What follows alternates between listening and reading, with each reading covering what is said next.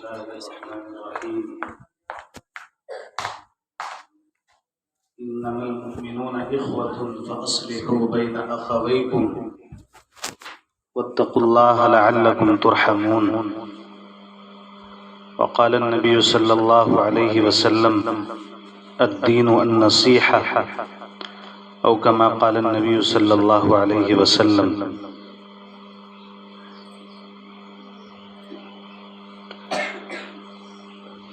معزز حاضرین، پس پردہ تشریف فرما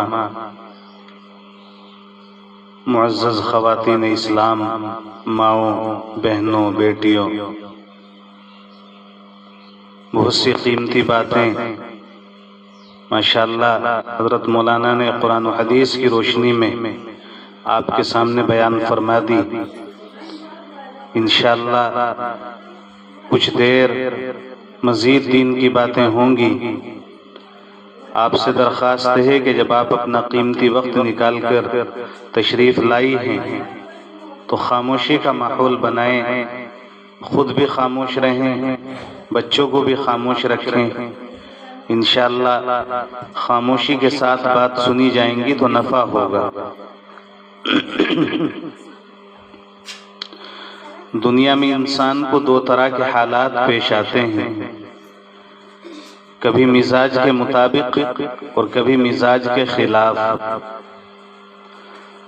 اللہ تبارک و تعالیٰ کا حکم یہ ہے کہ جب مزاج کے مطابق حالات پیش آئیں، کاروبار میں برکت ہو، بچوں کی تعلیم اچھی چل رہی ہو، اولاد کی طرف سے خوشیاں نصیب ہو رہی ہوں، کوئی بیماری نہ ہو بلکہ صحت و شفا کا دور ہو، تو ہمیں چاہیے کہ ہم اللہ کا شکر ادا کریں.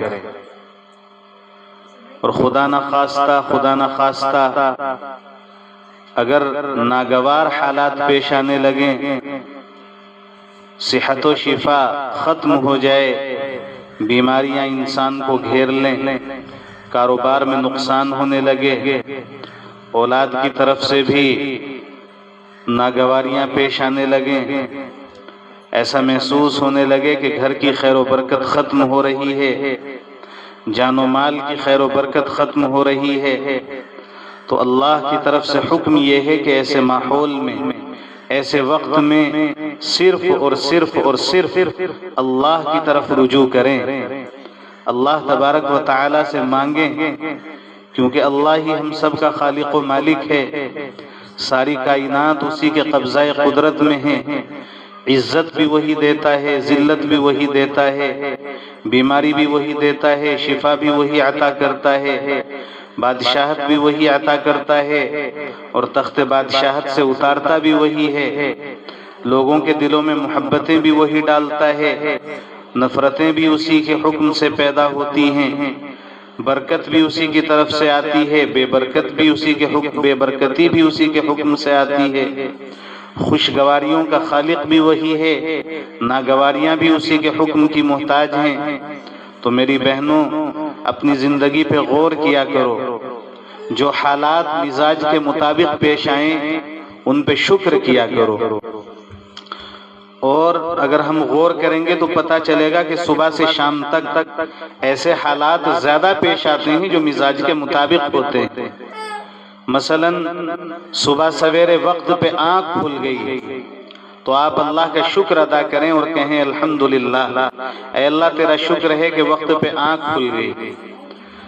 گرم پانی نصیب ہو گیا وضو کے لیے تو اللہ کا شکر ادا کریں اور کہیں الحمدللہ. آپ نے وقت پہ فجر کی نماز پڑھ لی، کہیں الحمدللہ. وقت پہ ناشتہ بنا لیا، سارے گھر والوں کو کھلا دیا، سب کو پسند آ گیا، کہیں الحمدللہ.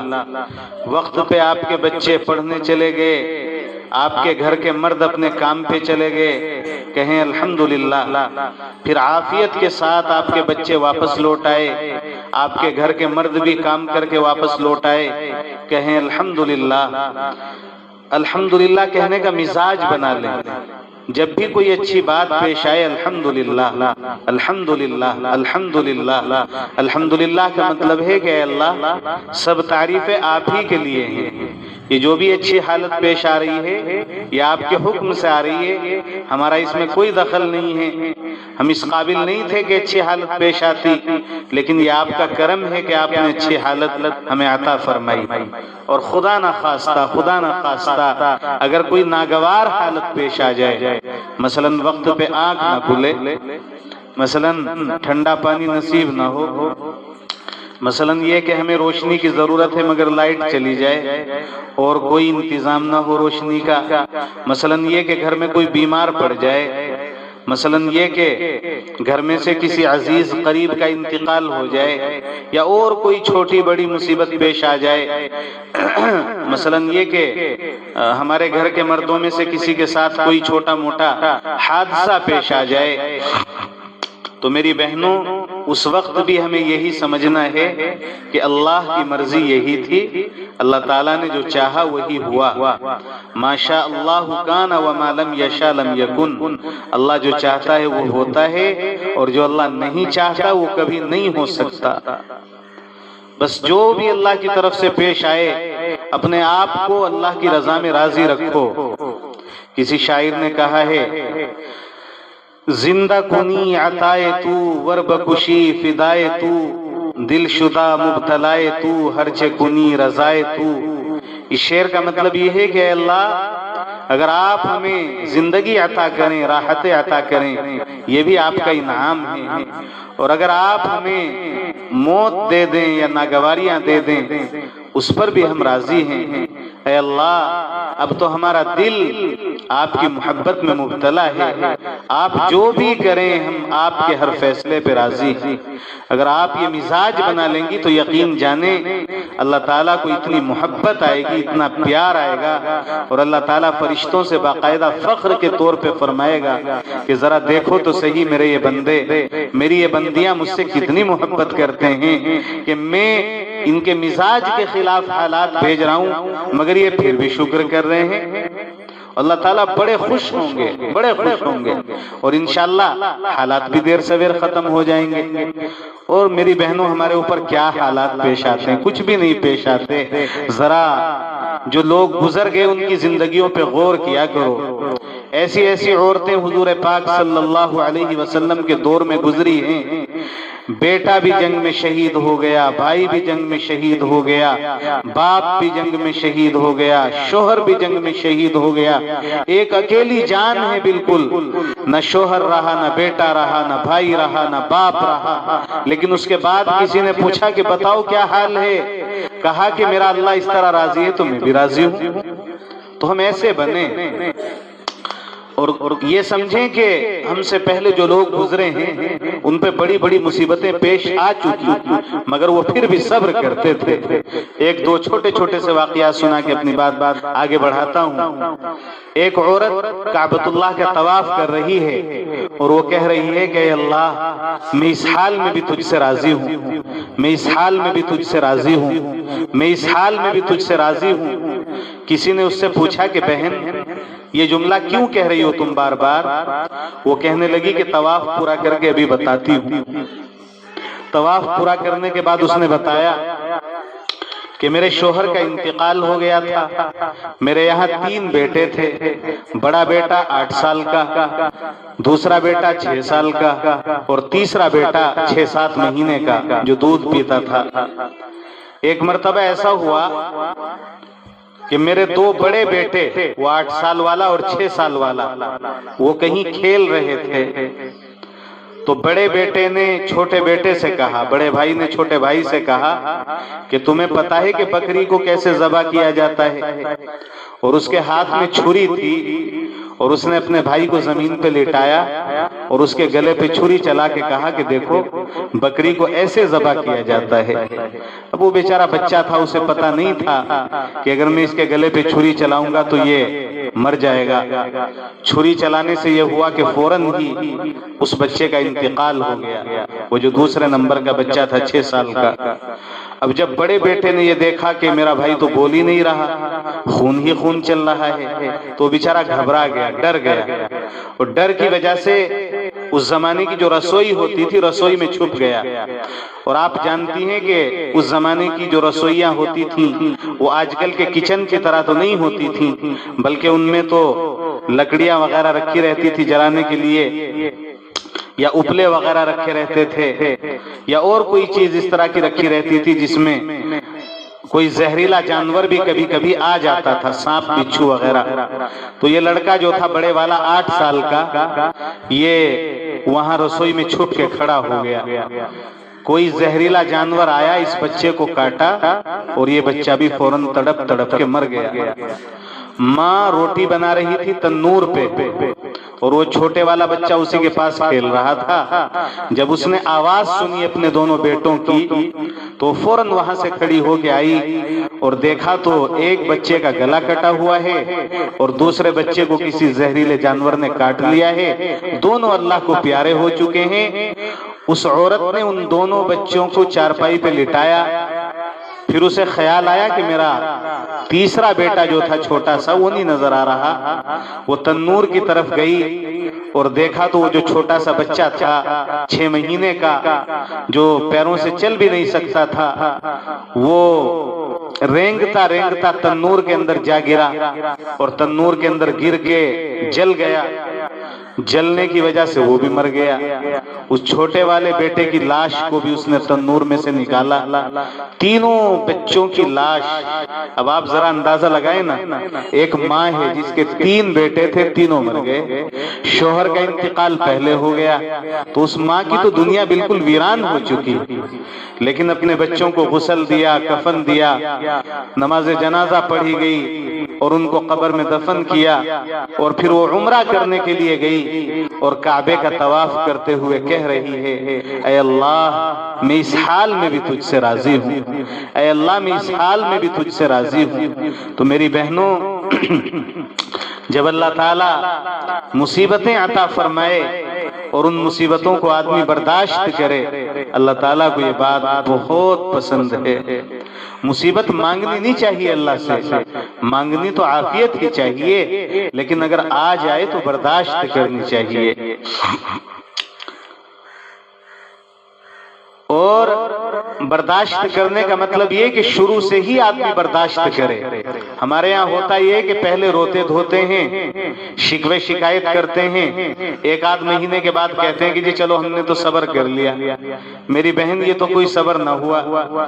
صبر تو یہ ہے کہ جب کوئی مصیبت پیش آئی تھی بس اسی وقت سے آپ اپنی زبان پہ تالا لگا لیتی اور یہ کہتی کہ میرے اللہ کی رضا تھی، یہ ہو گیا بس ہو گیا، چھٹی. ایک بزرگ تھے، ان کے بیٹے کی شادی ہو رہی ہے، جوان بیٹا ہے، نیچے مہمان بیٹھے ہوئے ہیں، وہ اوپر کے کمرے میں کچھ تلاش کر رہے ہیں. ان کی بیوی چلی گئی، کہنے لگی کہ آپ بھی عجیب آدمی ہیں، نیچے مہمان بیٹھے ہوئے ہیں اور آپ اوپر پتہ نہیں کیا تلاش کر رہے ہیں. وہ بزرگ کہنے لگے کہ میں کفن تلاش کر رہا ہوں. ان کی بیوی کہنے لگی عجیب بات ہے، کیسی باتیں کر رہے ہیں آپ، آج بیٹے کی شادی ہے، ایسی اشوب باتیں نہ کریں، کفن کا کیا مطلب ہے. تو ان بزرگ نے کہا کہ دراصل میرے دل میں اللہ تعالیٰ نے یہ بات ڈالی ہے کہ یہ جو میرا بیٹا ہے جو دلہا بنا ہوا ہے، ابھی تھوڑی دیر کے بعد اس کا انتقال ہو جانا ہے. بیوی کہنے لگی کہ آپ شاید پاگل ہو گئے، آپ کیسی بیہودہ باتیں کر رہے ہیں، آپ کو شرم نہیں آتی اس طرح کی باتیں کرتے ہوئے، آج ہمارے بیٹے کی شادی ہے اور آج آپ اس طرح کی باتیں کر رہے ہیں.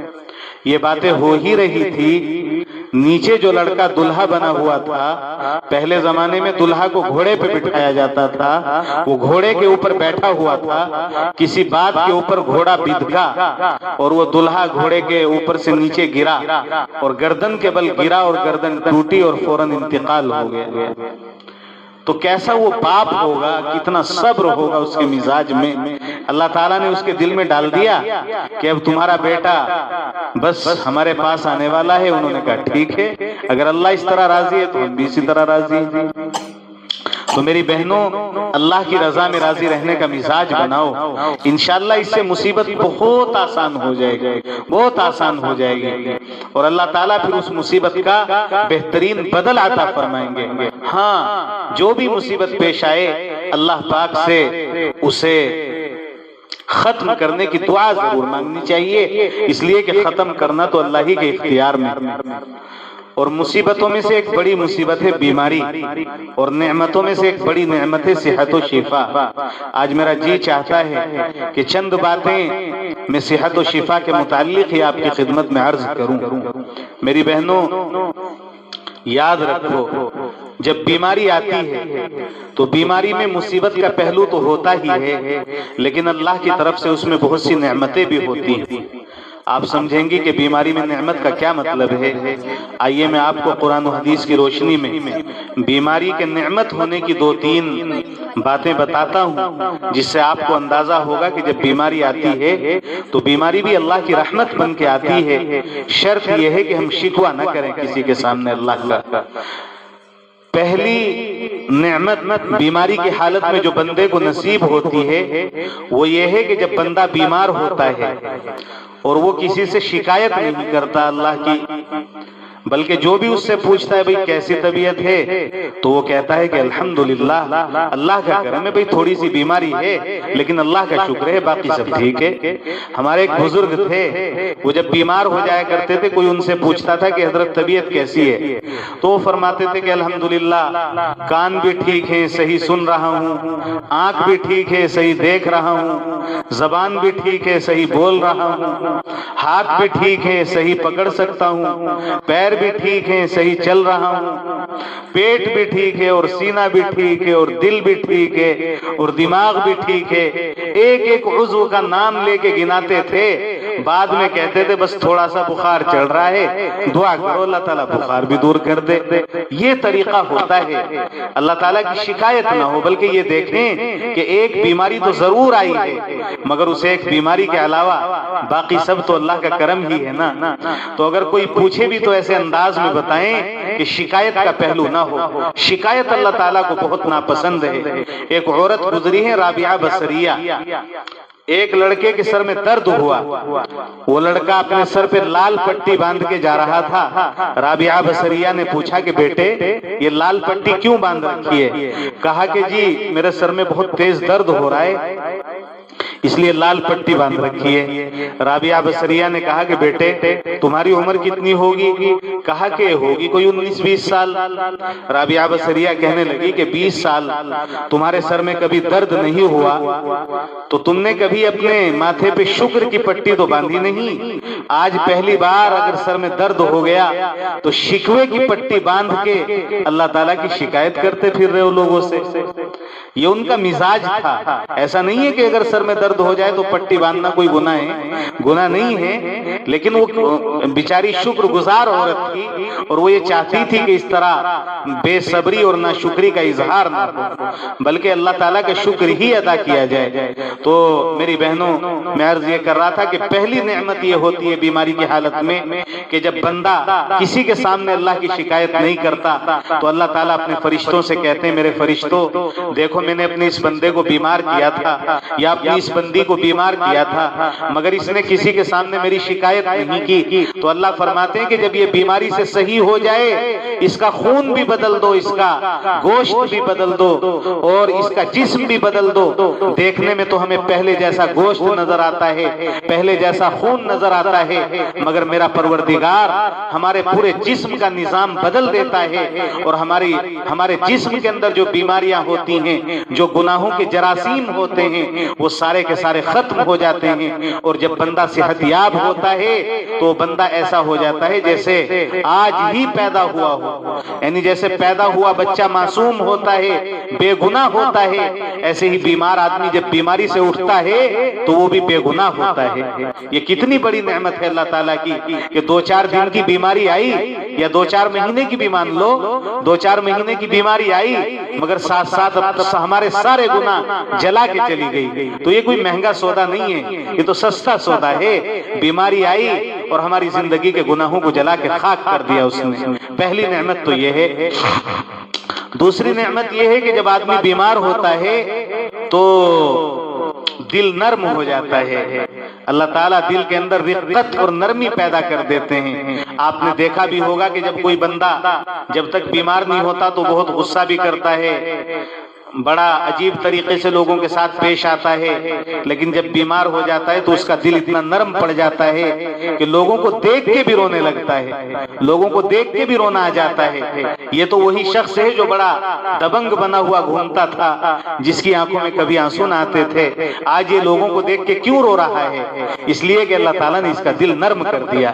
تو میری بہنوں، دوسری نعمت جو ہمیں بیماری کی حالت میں نصیب ہوتی ہے وہ یہ ہے کہ اللہ پاک دلوں کو نرم فرما دیتے ہیں، اور دلوں کا نرم ہو جانا یہ اللہ کا بڑا انعام ہے۔ حدیث میں آتا ہے جس کو نرمی دے دی گئی اسے ساری خیر دے دی گئی، اور جسے نرمی سے محروم کر دیا گیا اسے ساری خیر سے محروم کر دیا گیا۔ تیسرا انعام، جب آدمی بیمار ہوتا ہے تو بیماری کی حالت میں اللہ کی طرف سے تیسرا انعام یہ ہوتا ہے کہ صحت کے زمانے میں وہ جو عمل کرتا تھا بیماری کے زمانے میں بغیر کیے ان کا ثواب ملتا ہے۔ مثلا مان لیجئے کہ صحت کے زمانے میں 10 رکعت نفل پڑھتا تھا، اب بیماری میں تو پڑھے نہیں جا رہے، لیکن بیماری میں بغیر پڑھے ثواب ملے گا۔ فرض نماز تو معاف نہیں ہے، فرض نماز تو پڑھنی پڑے گی، جیسے مولانا نے بتلایا ابھی، کھڑے ہو کے نہ پڑھ سکے بیٹھ کے پڑھیں، بیٹھ کے نہ پڑھ سکے لیٹ کے پڑھیں، لیٹ کے بھی نہ پڑھ سکیں تو اشارے سے پڑھیں، وضو سے نہ پڑھ سکے تو تیمم سے پڑھیں، بہر صورت پڑھنی پڑے گی فرض نماز۔ لیکن فرض کے علاوہ باقی جو نوافل وغیرہ ہیں جو آدمی بیماری میں نہیں پڑھ پاتا یا پہلے نفل روزے رکھتا تھا بیماری میں نہیں رکھ پاتا، اللہ تعالیٰ بغیر رکھے ثواب عطا فرمائیں گے۔ یہ تیسرا بڑا انعام ہے، اور بھی بہت سے انعامات ہیں اللہ کی طرف سے۔ اس لیے جب بیماری آئے یا کوئی بھی مصیبت پیش آئے تو اسے بھی اللہ کا انعام سمجھو۔ ہاں، اللہ کے سامنے ہاتھ اٹھا کے ضرور کہو، اے اللہ میں تیرا کمزور بندہ ہوں، میں تیری کمزور بندی ہوں، مجھ سے یہ بیماری برداشت نہیں ہوتی۔ بے شک بیماری بھی آپ کی رحمت ہے، لیکن آپ اسے نعمت صحت والی نعمت سے بدل دیجئے اور مجھے صحت و شفا عطا فرما دیجئے۔ جب بندہ اس طریقے سے اللہ سے دعا کرتا ہے یا کرتی ہے تو یقیناً اللہ تبارک و تعالی صحت و شفا کی نعمت سے نواز دیتے ہیں۔ اب علماء نے چند تدبیریں لکھی ہیں جن کو اختیار کر کے ہم اپنی زندگی میں صحت و شفا کی نعمت کو پا سکتے ہیں۔ وہ چند تدبیریں بتا کے اپنی بات کو ختم کیا جائے گا۔ پہلی تدبیر تو یہ ہے کہ آدمی پاک صاف رہے، صاف ستھرا رہے۔ بالکل صاف ستھرا ہونے کا مطلب یہ نہیں ہے کہ کپڑے صاف ستھرے ہوں، کپڑے بھی صاف ستھرے ہوں، برتن بھی صاف ستھرے ہوں، گھر بھی صاف ستھرا ہو، اور ناخن بہت زیادہ بڑے بڑے نہ ہوں، بالوں کا بھی اہتمام رکھا جائے، اور دانتوں کی صفائی خاص طور سے۔ آج کل کے جو ہمارے ڈاکٹر ہیں، میڈیکل سائنس کی رپورٹیں بتاتی ہیں کہ جب لوگ رات کے وقت کھانا کھا کے سو جاتے ہیں اور کلی نہیں کرتے یا مسواک نہیں کرتے یا برش نہیں کرتے تو دانتوں کے اندر جو کھانے کے ذرات رہ جاتے ہیں وہ کھانے کے ذرات سیدھے ہمارے دل تک اثر کرتے ہیں، اور ہمارے دل کی جو نسیں ہیں وہ بلوک ہو جاتی ہے اس سے، اور اس کی وجہ سے کبھی کبھی ہارٹ اٹیک بھی ہو جاتا ہے بندے کو۔ تو شفا حاصل کرنے کے لیے جو تدبیر ہم کر سکتے ہیں وہ پہلی تدبیر یہ ہے کہ بالکل صاف ستھرے رہیں۔ صاف ستھرے رہنے کا مطلب یہ ہے کہ 5 وقت نماز تو پڑھنی ہے، 5 وقت باقاعدہ اچھی طرح اہتمام کے ساتھ وضو کریں، اور اگر وضو کرتے وقت مسواک کا بھی اہتمام کر لیں تو انشاءاللہ نماز کے ثواب میں بھی اضافہ ہو جائے گا۔ دانت بھی صاف ستھرے رہیں گے، دانت صاف ستھرے رہیں گے تو دل بھی بیماری سے بچا رہے گا۔ ایسی برتن بھی صاف ستھرے ہوں، کپڑے بھی صاف ستھرے ہوں، گھر بھی صاف ستھرا ہو۔ اور یاد رکھو کہ میں صاف ستھرا ہونے کی بات کر رہا ہوں، قیمتی ہونے کی بات نہیں کر رہا۔ برتن بے شک بہت سستے ہوں لیکن صاف ہوں، کپڑے بے شک بہت سستے ہوں لیکن صاف ہوں۔ اسی طریقے سے گھر بھی ہمارا بالکل صاف ستھرا رہنا چاہیے، کوڑا کرکٹ کسی ایک جگہ ڈالا جائے اور اسے مناسب جگہ پہ پھینکا جائے پھر۔ اور برتنوں کا بھی خاص خیال رکھنا چاہیے، ان سے بھی بیماریاں پھر منتقل ہوتی ہیں ورنہ۔ تو پہلی تدبیر صحت و شفا کے لیے جو کی جا سکتی ہے وہ یہ ہے کہ آدمی بالکل صاف ستھرا رہے۔ دوسری تدبیر جو صحت و شفا کے لیے کی جا سکتی ہے وہ ہے کھانا پینا۔ کھانے پینے پہ ذرا سا کنٹرول ہو۔ یہ نہیں کہ آدمی اللہ بلا کھا رہا ہے، غیر ضروری چیزیں کھائی جائیں گی تو یقینی بات ہے کہ بیماری بھی آئے گی۔ بازار کے بنے ہوئے کھانے کھانا یا اس طرح کی زیادہ تلی بھنی چیزیں استعمال کرنا یقیناً یہ صحت کے لیے نقصان دہ ہے۔ اس لیے قرآن میں فرمایا کلوا واشربوا، کھاؤ پیو، ولا تسرفوا، لیکن حد سے آگے نہ بڑھو۔ حد سے آگے بڑھنے کا مطلب یہ کہ نقصان دہ چیزیں نہ کھاؤ۔ اب نقصان دہ چیزیں کیا ہے یہ ہر آدمی جانتا ہے، ہر آدمی کو پتا ہے کہ بازار کا کھانا نقصان دیتا ہے، مگر اس کے باوجود بھی بازار کے کھانے کثرت سے کھائے جا رہے ہیں۔ کبھی کبھی کوئی مہمان آ گیا، اتفاق ہے، طبیعت چاہ رہی ہے، کوئی مسئلہ ہے تو ایک الگ مسئلہ ہے، لیکن روزانہ آدمی اس کو عادت بنا لے تو اس سے صحت پہ بڑا نقصان اور بہت ہی زیادہ غلط اثر مرتب ہوتا ہے، اس کا بھی خیال کریں۔ دو چیزیں ہوگی، پہلی چیز صفائی ستھرائی، دوسری چیز کھانے کے اوپر ذرا سا قابو، اور تیسری چیز نمازوں کی پابندی۔ مولانا نے نمازوں کے بارے میں بڑی قیمتی باتیں بتائی، لیکن نمازوں کا دنیاوی فائدہ یہ ہے کہ جو آدمی نماز کا پابند ہوتا ہے وہ دوسروں کے مقابلے میں زیادہ صحت و شفا کی زندگی گزارتا ہے۔ یہ ہمارا تجربہ ہے، آپ روزانہ دیکھتی بھی ہوں گی۔ حضرت ابو ہریرہ رضی اللہ تعالی عنہ ایک صحابی ایک مرتبہ بیمار تھے، بہت زیادہ پیٹ میں درد ہو رہا تھا، حضور تشریف لائے۔ حضرت ابو ہریرہ مسجد نبوی میں لوٹے لوٹے پھر رہے تھے، پوچھا ابو ہریرہ کیا ہوا؟ کہا یا رسول اللہ پیٹ میں درد ہے۔ فرمایا یا ابا ہریرہ قم فصلی فإن فی الصلاة شفاء، ابو ہریرہ اٹھو، اٹھ کے نماز پڑھو، نماز میں اللہ نے شفا رکھی۔ ایک تو فرض نماز پڑھنی ہے، جب بیماری آ جائے تو 2 رکعت نماز حاجت کی اس نیت سے بھی پڑھا کریں کہ اللہ تعالیٰ شفا عطا کر دے۔ تو تیسری تدبیر یہ ہے کہ جب بیماری آئے تو آدمی نماز کی پابندی کرے۔ چوتھی تدبیر یہ ہے کہ جب بیماری آئے تو تہجد کا اہتمام ہو۔ تہجد کا اہتمام تو بغیر بیماری کے بھی ہونا چاہیے۔ ویسے صبح میں اٹھتی تو ہیں ہی، تھوڑا سویرا اٹھ جایا کریں۔ اللہ تعالیٰ اگر توفیق دے 2-4 رکعت نماز پڑھ لیں۔ اگر سویرا اٹھنا مشکل ہوتا ہے تو سونے سے پہلے ہی وتر سے پہلے 2 یا 4 رکعت تہجد کی نیت سے پڑھ لی جائیں تو علماء نے لکھا ہے کہ انشاءاللہ یہ بھی تہجد پڑھنے والا ہی شمار ہوگا۔ اگر سونے سے پہلے اور وتر سے پہلے 4 رکعت تہجد کی نیت سے پڑھ لیں، پھر وتر پڑھ کے سو جائیں، بعد میں آخری رات میں آنکھ کھل جائے تو 2-4 رکعت اور پڑھ لیں تہجد کی، نہ بھی آنکھ کھلے تو کوئی بات نہیں، انشاءاللہ اللہ تعالیٰ آپ کو تہجد گزاروں میں ہی اٹھائے گا۔ اور حدیث میں تہجد کی جو برکتیں آئی ہیں ان میں سے ایک برکت یہ ہے کہ تہجد کی نماز بدن سے بیماریوں کو کھینچ کے نکال دیتی ہے، اس لیے تہجد کا اہتمام کریں، انشاءاللہ اس سے بھی بیماری دور ہوگی۔ 4 تدبیریں ہوگی، ذرا گنتی بھی رہیں۔ پاک صاف رہنا، نمبر 2 اعتدال کے ساتھ کھانا پینا، نمبر 3 نمازوں کا اہتمام، نمبر 4 تہجد کا اہتمام اگر اللہ توفیق دے، نمبر 5 جو علماء نے تدبیر لکھی ہے صحت و شفا کے لیے وہ ہے صدقہ دینا۔ اس لیے کہ حدیث پاک میں آتا ہے داؤوا مرضاکم بالصدقہ، کہ اپنے بیماروں کا علاج صدقے سے کیا کرو۔ ایک دوسری حدیث میں آتا ہے الصدقۃ ترد البلا، صدقہ بیماریوں کو اور مصیبتوں کو دور کر دیتا ہے۔ تو میری بہنوں، ایک تو زکوٰۃ ہے وہ تو دینی ہے۔ ہماری بہت سی عورتیں یہ سوچتی ہیں کہ زکوٰۃ تو مردوں کو دینی ہے، مردوں کو تو دینی ہے، اگر عورتوں کے ذمے زکوٰۃ ہے تو عورتوں کو بھی دینی چاہیے، عورتوں کے ذمے بھی زکوٰۃ فرض ہے۔ مسائل معلوم کر کے زکوٰۃ بھی ادا کریں، لیکن میں زکوٰۃ کی بات نہیں کر رہا یہاں، زکوٰۃ کے علاوہ صدقہ خیرات کی بات کر رہا ہوں کہ اگر گھر میں سے کوئی بیمار ہو جائے یا آپ خود بیمار ہو جائیں تو اللہ کے نام پہ کسی غریب فقیر ضرورت مند آدمی کو آپ کچھ نہ کچھ صدقہ دیں، انشاءاللہ اللہ پاک بیماریوں کو دور فرما دے گا۔ ہمارے پڑوسی ملک کے ایک بڑے عالم گزرے، حضرت مولانا مفتی زرولی خان صاحب نور اللہ مرقدہ، اللہ ان کی قبر کو نور سے منور فرمائے۔ وہ فرما رہے تھے کہ میرے یہاں ایک مرتبہ میری بیٹی بیمار ہو گئی، وہ بہت اچھی خاصی بیمار ہو گئی، ساری تدبیریں کر لی لیکن شفا نہیں ہوتی تھی، تو میں نے 40,000 روپے کا ایک جانور خریدا اور وہ جانور خرید کے اللہ کے راستے میں اس کو ذبح کیا اور ضرورت مندوں کو اس کا کھانا کھلایا۔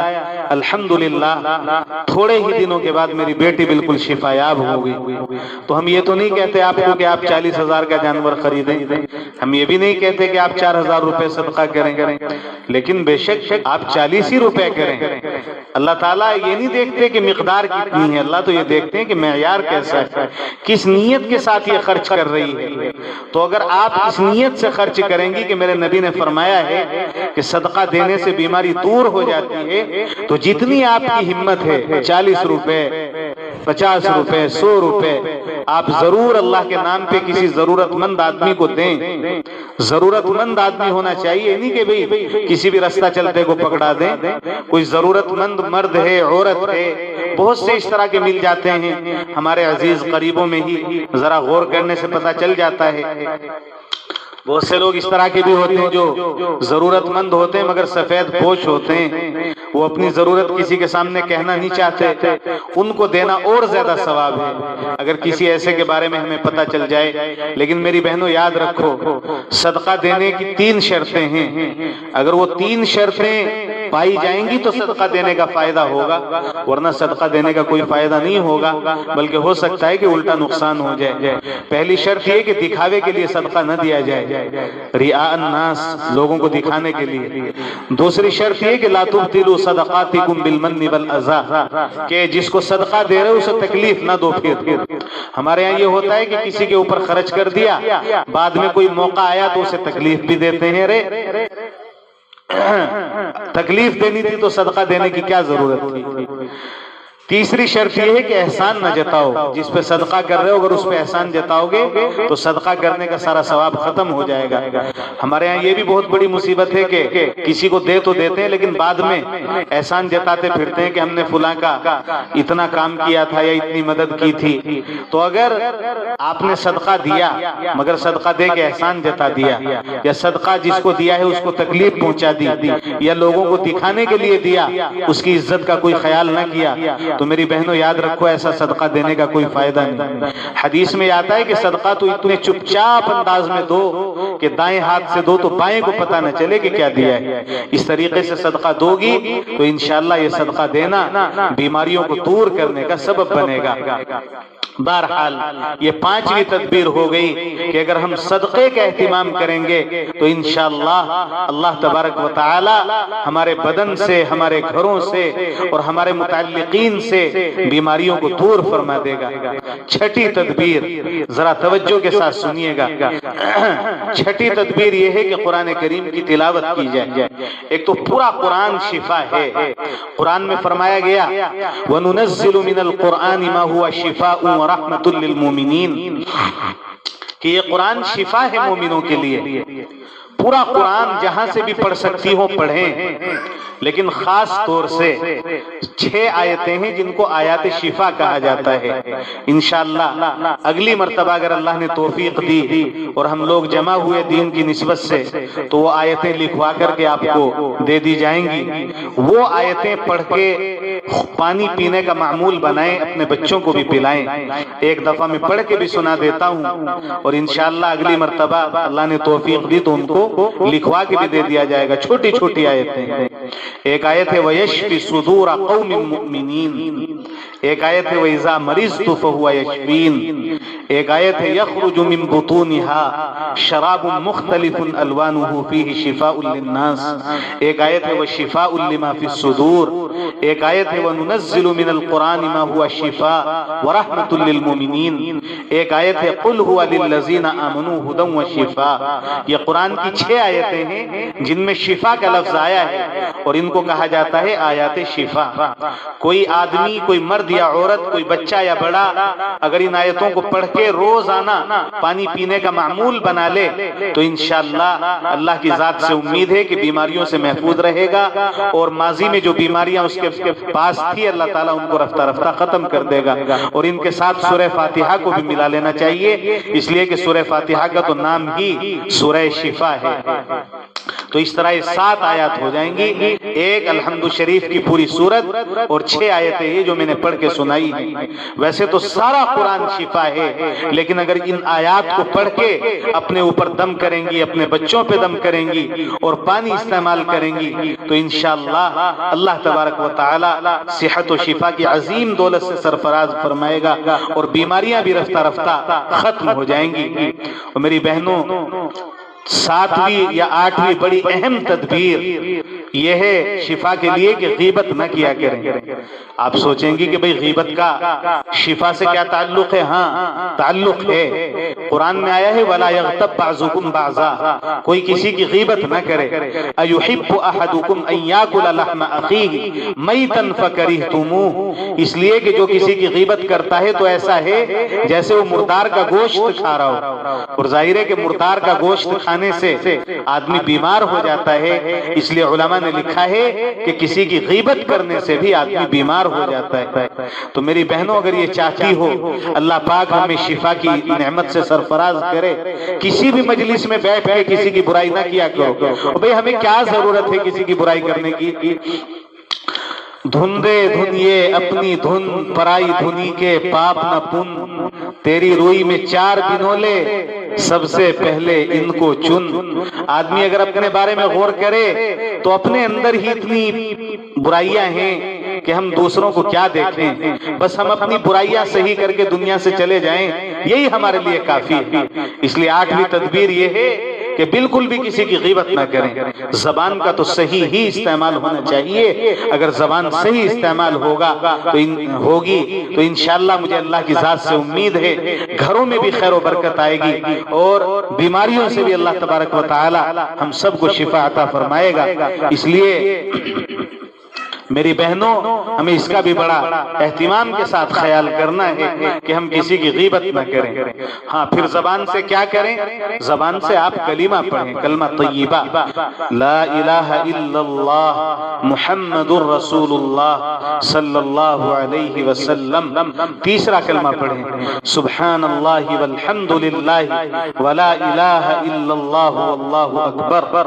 درود شریف پڑھیں، اللہم صلی علی محمد وعلی آل محمد كما صليت على إبراهيم وعلى آل إبراهيم إنك حميد مجيد، اللهم بارك على محمد وعلى آل محمد كما باركت على إبراهيم وعلى آل إبراهيم إنك حميد مجيد۔ استغفار پڑھیں، استغفر اللہ ربی من كل ذنب واتوب الیہ، یہ جو بھی استغفار یاد ہو۔ قرآن پڑھیں تھوڑا تھوڑا، اور بھی کچھ نہیں تو کم از کم ہر فجر کی نماز کے بعد سورہ یاسین پڑھ لیا کریں۔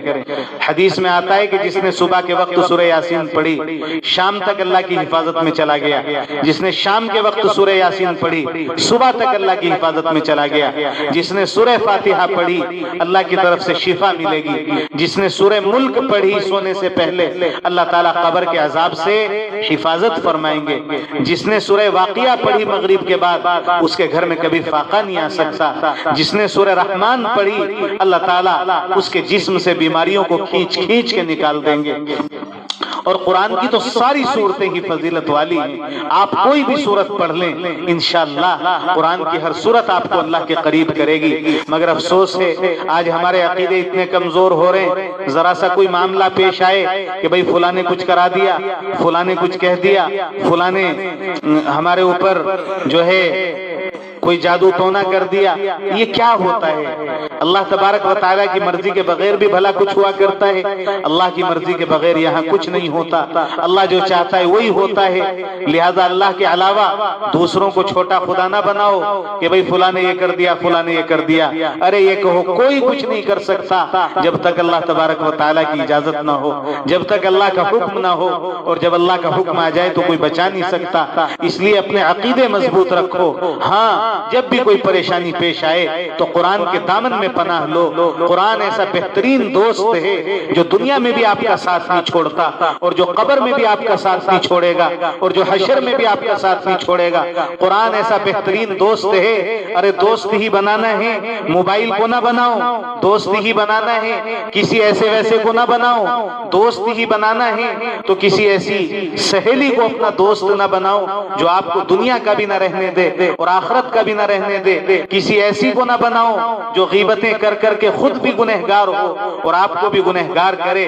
تعلقات سب کے ساتھ اچھے رکھو، بولنا سب کے ساتھ پیار محبت سے رکھو، مگر دوست کس کو بناؤ؟ آؤ میں تمہیں بتاتا ہوں، دوست قرآن کو بناؤ۔ قرآن ایسا عظیم الشان دوست ہے، قرآن ایسا عظیم الشان دوست ہے کہ جب آپ قرآن کو اپنا دوست بنا لیں گے، نماز کا وقت آئے گا، قرآن کہے گا ان الصلاۃ کانت علی المؤمنین کتابا موقوتا، میرے دوست نماز کا وقت آ گیا ہے، نماز پڑھو، اس لیے کہ اللہ تعالیٰ نے نماز کو فرض کیا ہے مسلمانوں پر۔ قرآن ایسا عظیم الشان دوست ہے۔ رمضان کا مہینہ آئے گا تو قرآن کہے گا یا ایھا الذین آمنوا کتب علیکم الصیام، میرے دوست رمضان کا مہینہ آ گیا، روزے رکھ، روزے رکھے گا تو اللہ تعالیٰ راضی ہوگا، اللہ تعالیٰ صحت و شفا عطا فرمائے گا۔ قرآن ایسا عظیم الشان دوست ہے۔ اگر آپ کے پاس مال ہوگا تو قرآن کہے گا آتوا الزکاۃ، میرے دوست زکوٰۃ ادا کر، زکوٰۃ ادا کرے گا تو مال میں برکت ہوگی اور اللہ تعالیٰ راضی ہوگا۔ قرآن ایسا عظیم الشان دوست ہے کہ اگر آپ کے پاس خوب سارا مال آ گیا تو قرآن آپ کو ادھر ادھر خرچ نہیں کرنے دے گا کہ بھئی بڑے بڑے محلات بنا لو، بڑی بڑی بلڈنگیں بنا لو، بڑی بڑی پراپرٹی بنا لو اور نہ حلال کی پرواہ کرو اور نہ حرام کی پرواہ کرو اور سارا دوسروں کے لیے چھوڑ کے دنیا سے چلے جاؤ۔ نہیں نہیں، قرآن کہے گا کہ اگر تمہارے پاس خوب سارا مال آ گیا وَلِلَّهِ عَلَى النَّاسِ حِجُّ الْبَيْتِ مَنِ اسْتَطَاعَ إِلَيْهِ سَبِيلًا، میرے دوست اگر تمہارے پاس مال آ گیا ہے تو میں بتاتا ہوں کہ مال کو خرچ کرنے کی جگہ کیا ہے۔ مال کو خرچ کرنے کی جگہ یہ ہے کہ جاؤ اللہ کے پاک گھر کا دیدار کر کے آؤ، کعبۃ اللہ کے طواف کر کے آؤ، رسول خدا کا روزہ دیکھ کے آؤ، انشاءاللہ اللہ تبارک و تعالی اس کی برکت سے دنیا اور آخرت کے مسائل کو حل کرے گا۔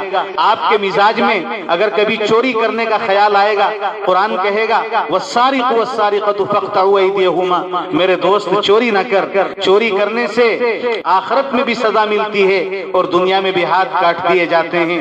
آپ کے دل میں کبھی گناہ کا خیال آئے گا، قرآن آپ سے کہے گا لا تقربوا الزنا، دیکھو بدکاری کے قریب بھی مت جانا، بدکاری اللہ تعالیٰ کو بہت ناپسند ہے۔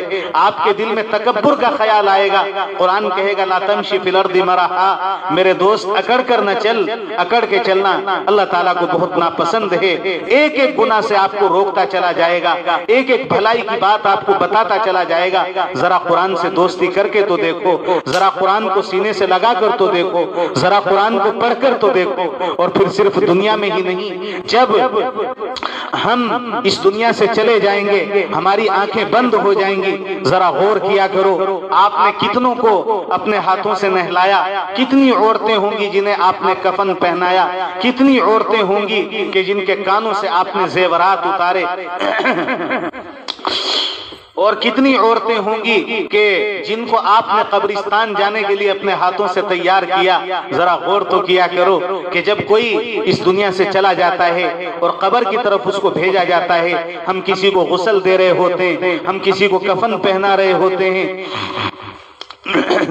تو زبان حال سے آواز آ رہی ہوتی ہے، اگر کوئی سننے والا ہو تو وہ سنتا ہے کنبہ قبیلہ چھوڑ کے واری، سچے گھر کی کر تیاری، یہ نہ سمجھنا اکیلی سدھاری، جانا ہے سب کو باری باری، کہ آج جس طریقے سے آپ اس کو غسل دے رہے ہیں کل آپ کو بھی غسل دے دیا جائے گا، جس طریقے سے اس کے زیورات اتار دیے گئے کل آپ کے بھی اتار لیے جائیں گے، آپ کو بھی سفید چٹے کفن میں ملبوس کر کے منو مٹی کی چادر کے نیچے اکیلا چھوڑ دیا جائے گا۔ وہاں نہ ماں کام آئے گی، نہ باپ، نہ بھائی کام آئے گا، نہ بہن، نہ شوہر کام آئے گا، نہ بیوی، نہ اولاد کام آئے گی، نہ رشتہ دار، نہ پڑوسی کام آئے گا، نہ پڑوسن کوئی کام آئے گا تو کون آئے گا؟ یہی قرآن آئے گا۔ اللہ کی قسم جب آپ قبر میں تنہا لیٹی ہوں گی اور فرشتے وہاں سوال جواب کرنے کے لیے آئیں گے، قرآن ان فرشتوں سے کہے گا خبردار خبردار، یہ جو عورت ہے یہ مجھے پڑھا کرتی تھی دنیا میں، یہ میری تعظیم کیا کرتی تھی، اس نے کبھی مجھے بے وضو ہاتھ نہیں لگایا، اس نے مجھے ہمیشہ اچھے اچھے جزدان میں ڈال کے عزت اور ادب کے ساتھ اٹھا کے رکھا، یہ عورت مجھے آنکھوں سے لگاتی تھی، یہ عورت مجھے سینے سے لگاتی تھی، یہ عورت اپنے چھوٹے چھوٹے بچوں کو بھی قرآن پڑھنے کی تلقین کرتی تھی۔ آج میں تمہیں اس عورت کو عذاب دینے کی اجازت نہیں دے سکتا، قرآن حفاظت کرے گا۔ اور یہ سنی سنائی بات نہیں ہے، حدیث میں آتا ہے کہ جب بندے کو قبر میں لٹا دیا جاتا ہے، دائیں طرف سے نماز حفاظت کرتی ہے، بائیں طرف سے قرآن حفاظت کرتا ہے، سر کی طرف سے صدقہ خیرات حفاظت کرتے ہیں، اور پیروں کی طرف سے دوسرے نیک اعمال حفاظت کرتے ہیں۔ تو میری بہنوں، وہ قبر کی تنہائی کی زندگی جہاں کوئی کام آنے والا نہیں ہے، وہاں بھی اگر کوئی کام آئے گا تو یہ قرآن کام آئے گا۔ اور پھر صرف قبر میں ہی نہیں، میرے آقا و مولا جناب محمد الرسول اللہ صلی اللہ علیہ وسلم نے فرمایا کل قیامت کا دن ہوگا اور قرآن اللہ تعالیٰ سے کہے گا، اے اللہ، یہ بندہ یا یہ بندی مجھ سے بہت محبت کرتی تھی، اس کو جنت عطا فرما دے۔ قرآن سفارش کرے گا اور قرآن کی سفارش قبول کی جائے گی۔ تو میری بہنوں، اگر یہ چاہتی ہو دنیا کی زندگی بھی اچھی گزرے، صحت و شفا عطا ہو جائے، بیماریاں ختم ہو جائیں، بے برکتیاں ختم ہو جائیں، نفرتیں محبتوں میں بدل جائیں، کاروبار اچھے ہو جائیں، اور اللہ تعالیٰ کی طرف سے برکتوں کا نزول ہو، اور ہماری قبر کی زندگی بھی اچھی ہو، اور ہماری حشر کی زندگی بھی اچھی ہو، اور ہمیں جنت بھی عطا ہو، اور جہنم سے ہماری حفاظت ہو، تو آؤ آج ایک ارادہ کر کے اٹھیں کہ انشاءاللہ آج سے ہم قرآن کو پڑھا کریں گے، آج سے ہم قرآن کو پڑھا کریں گے، آج سے ہم قرآن کو پڑھا کریں گے۔ اللہ کی قسم، ہم نے تو قرآن کو ایسا ٹانڈ پہ اٹھا کے رکھا کہ قرآن بھی فریاد کرتا ہے اور کہتا ہے، طاقوں میں سجایا جاتا ہوں، دھو دھو کے پلایا جاتا ہوں، تعویذ بنایا جاتا ہوں، آنکھوں سے لگایا جاتا ہوں، جب قول و قسم لینے کے لیے تکرار کی نوبت آتی ہے، پھر میری ضرورت پڑتی ہے، ہاتھوں پہ اٹھایا جاتا ہوں، کس بزم میں میرا نام نہیں، کس بزم میں میری دھوم نہیں، میں پھر بھی اکیلا رہتا ہوں، مجھ سا بھی کوئی مظلوم نہیں۔ قرآن جیسی مظلوم کتاب کہاں سے آئے گی کہ قرآن کو ایسا اکیلا رکھ کے چھوڑ دیا کہ اس کے اوپر دھول جمی ہوئی ہے، گردہ جمی ہوئی ہے، اور باقی دنیا کے گپے ہانکنے کے لیے وقت ہے، دنیا کی باتیں کرنے کے لیے وقت ہے، اور ادھر ادھر کے الا بلا کہنے اور سننے کے لیے وقت ہے، مگر قرآن پڑھنے کے لیے وقت نہیں ہے۔ میری بہنوں، یہ ظلم نہ کرو، اللہ کے واسطے اپنے گھروں کو قبرستان نہ بناؤ، بلکہ اپنے گھروں کے اندر زندگی پیدا کرو، اور زندگی قرآن سے آئے گی، زندگی قرآن سے آئے گی۔ قرآن پڑھا کرو، ہر نماز کے بعد بے شک ایک رکوع پڑھو، زیادہ نہ پڑھو، ہر نماز کے بعد موقع نہیں ہے تو فجر کے بعد پڑھ لو، کوئی نہ کوئی وقت بنا لو۔ ایک چھوٹا سا واقعہ سنا کر کے بات کو اختتام کی طرف لے چلیں۔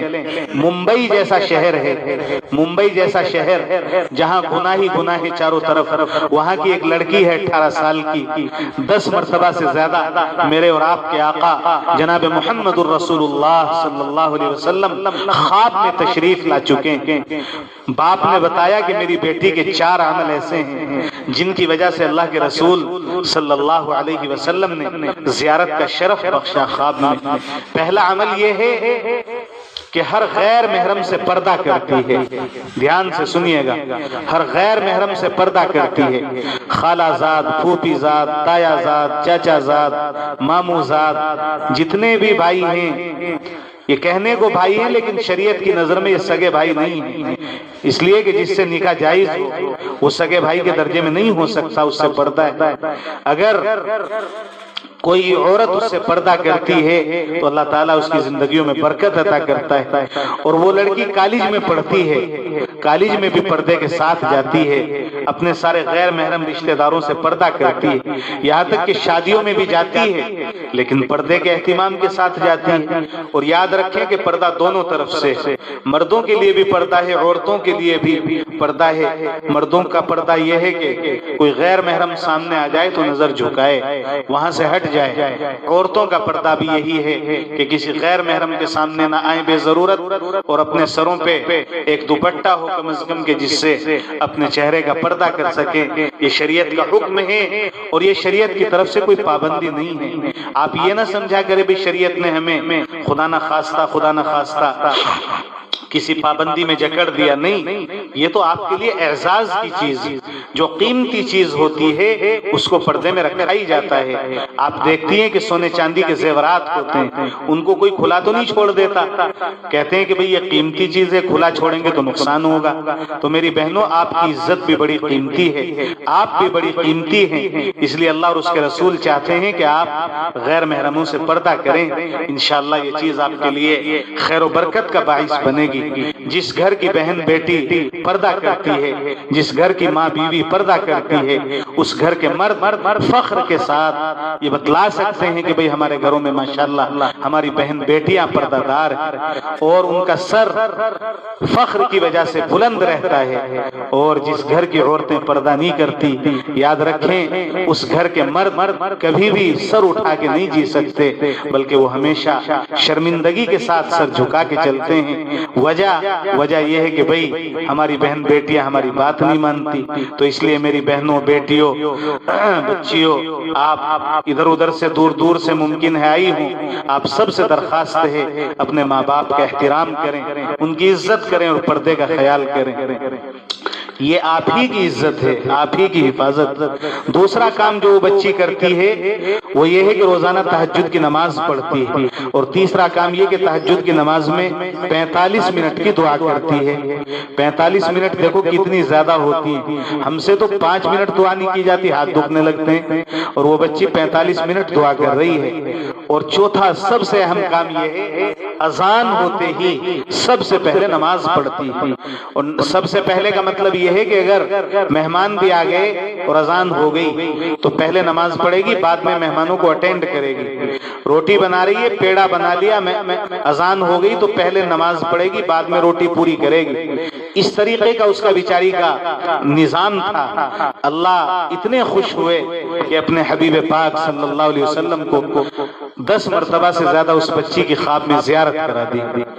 18 سال کی نوجوان بچی، سبحان اللہ۔ کاش اللہ تعالی ہماری بچیوں کو بھی، ہمیں بھی، ہم سب کو بھی یہ نعمت نصیب فرما دے، لیکن ہمیں یہ نعمت کیسے ملے گی؟ ہماری تو آنکھیں گندی، ہمارے تو کان گندے، ہماری تو زبانیں گندی، اور ہمارے نبی تو پاک ہیں۔ پاک نبی ناپاک آنکھوں کو اپنی زیارت کیسے کرا سکتے ہیں؟ ناپاک کانوں کو اپنے نغمے کیسے سنوا سکتے ہیں؟ ناپاک زبانوں سے ان کا ذکر خیر کیسے جاری ہو سکتا ہے؟ اس لیے میری بہنوں، آج توبہ کر لیں۔ اللہ کو توبہ بہت پسند ہے۔ جو ہوا سو ہوا ماضی میں، آج اللہ تعالیٰ سے کہہ دیں کہ اللہ غفلت کی زندگی اب تک گزارتے رہے، انشاءاللہ اب آپ کے حکموں کے مطابق زندگی گزاریں گے۔ بس یہاں سے 3-4 سبق بھی آپ لے کے چلی جائیں تو ہمیں بڑی خوشی ہوگی، اور ہم یہ سمجھیں گے کہ ہمارا کہنا کامیاب، آپ کا سننا کامیاب۔ سب سے پہلا سبق تو یہی ہے، اپنا عقیدہ مضبوط کریں، اللہ کی ذات و صفات میں کسی کو بھی اللہ کے ساتھ شریک نہ کریں۔ اللہ ایک ہے، اللہ ایک ہے، اللہ ایک ہے، یہ بات اپنے دلوں میں بٹھا لو اور اپنے بچوں کے دلوں میں بٹھا دو۔ آگے کا ماحول بڑا خراب ہے، بچوں کے ایمان کی حفاظت سب سے زیادہ مشکل ہے، اس لیے اللہ ایک ہے، اللہ ایک ہے، اللہ ایک ہے، یہ جملہ اتنی بار کہا کرو اپنے گھروں میں کہ آپ کے بچے اور بچیوں کا یہ جملہ جیسے کھانا پانی ہوتا ہے اس طرح ہو جائے، تو ان کا ایمان میں ایک ہونے کا مطلب ہی نہیں کہ صرف زبان سے کہیں، ہاں ایک ہونے کا مطلب یہ کہ عزت بھی وہی دیتا ہے، ذلت بھی وہی دیتا ہے، موت و حیات بھی وہی دیتا ہے، بیماری شفا بھی اسی کے قبضے میں ہے، تو ہم اسی سے مانگیں گے، کسی اور سے نہیں مانگیں گے۔ دوسرا کام، مولانا سفیان صاحب نے بڑی قیمتی توجہ اس کی طرف دلائی، نمازوں کی اہمیت کے ساتھ پابندی، اور مسئلے پوچھ کے نماز پڑھیں، یہاں تک کہ جو ایام ایسے ہیں کہ جن میں نماز نہیں پڑھی جا سکتی، حضرت تھانوی رحمۃ اللہ علیہ نے لکھا ہے کہ ان ایام میں بھی وضو کر کے مصلی پہ بیٹھ جائیں تاکہ نماز کی عادت نہ چھوٹے، اور جب نماز کا موقع ہو تو نماز پڑھ لے آدمی فوراً۔ اور اسی طریقے سے تیسرا اہم کام ہے زبان کی حفاظت۔ یاد رکھو، ہم جو بھی کچھ بولتے ہیں قیامت کے دن اس کا حساب ہوگا۔ کسی کے بھی بارے میں کچھ بھی کہہ دیتے ہیں کہ فلاں تو ایسی ہے، وہ تو یوں کہہ رہی تھی، وہ تو یوں کر رہی تھی، اس نے تو یوں کہا تھا، میں نے تو اسے یہ کرتے ہوئے دیکھا۔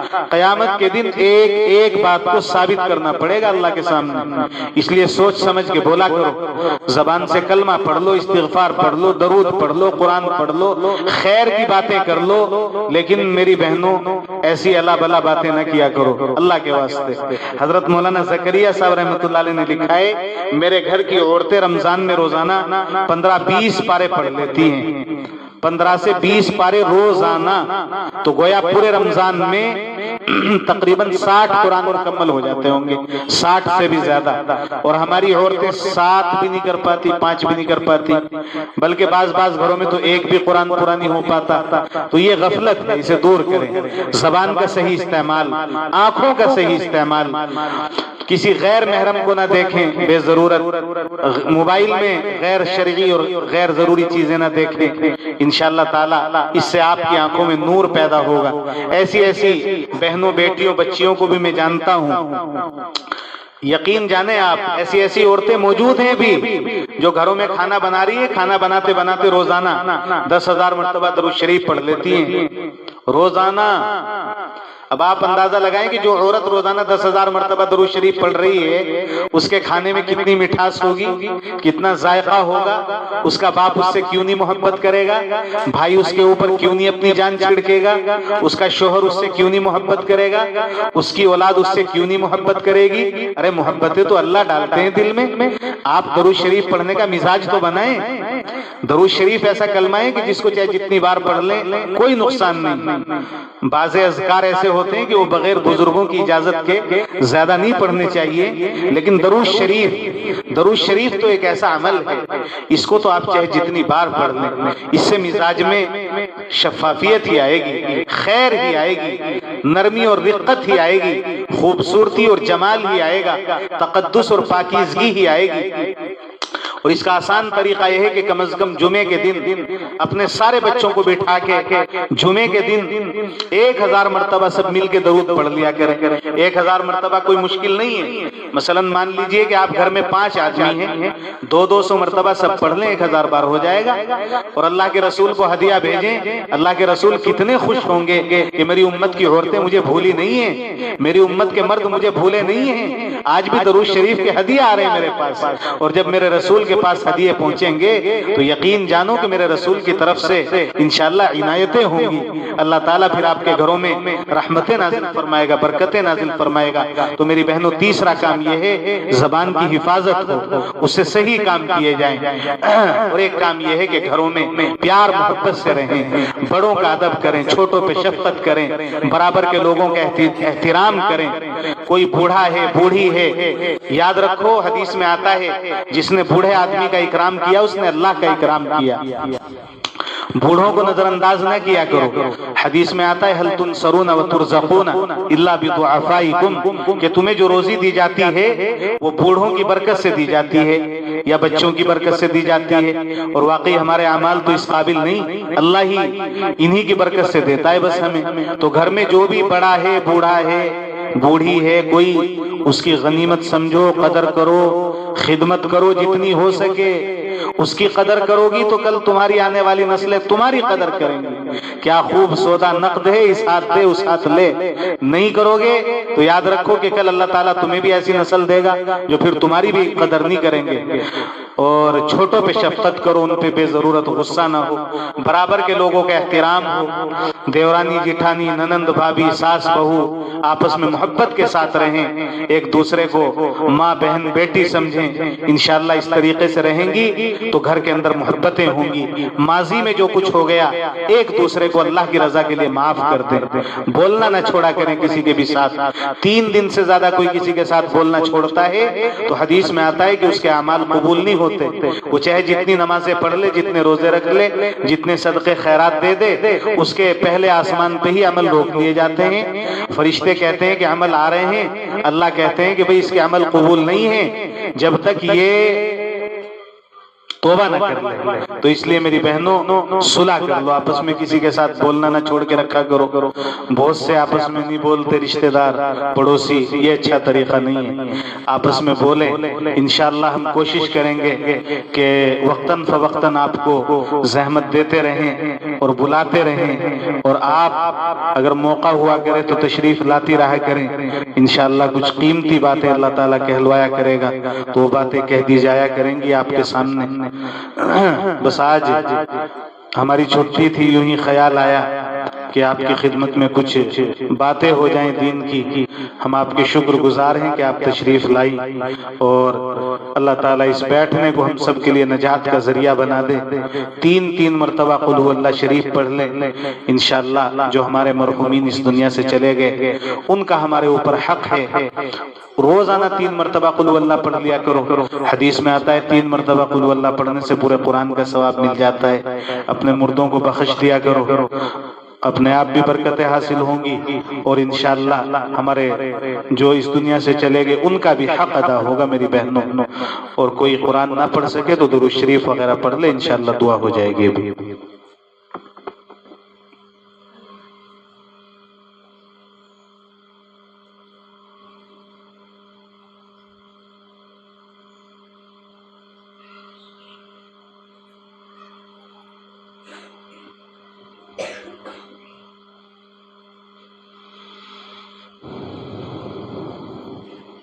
انشاءاللہ اگر اللہ تعالیٰ نے چاہا تو 23 فروری بروز جمعرات، 23 فروری بروز جمعرات بعد نماز ظہر، اسی طرح جیسے آج پروگرام ہوا 2:30 بجے سے لے کر 4 بجے تک یا 4:15 بجے تک، 23 فروری بروز جمعرات میں بھی پروگرام ہوگا انشاءاللہ۔